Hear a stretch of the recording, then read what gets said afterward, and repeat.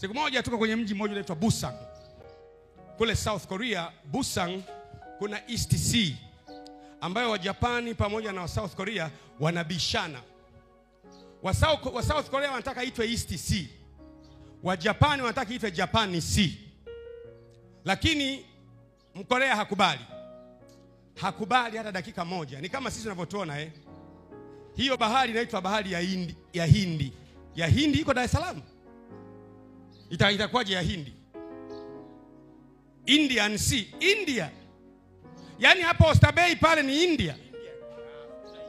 Unanielewa Kwa hiyo Mkorea hakubali ile bahari inayotenga Korea ya Kusini pamoja na Japan. Mjapani kwa sababu alimtawala Mkorea akaita Japan Sea. Mkorea anasema hamna kitu kama hicho.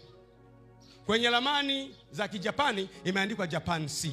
Kwenye ramani ya Kikorea imeandikwa East Sea. Hakubali. Kwa sababu anajua ina maana yake kwamba wewe bahari iko hapo itwe ya Hindi. Ya India. Una akili kweli? Mpaka waanze kugundua hivi kweli. Hivi kweli hivi kweli. Lazima uamke.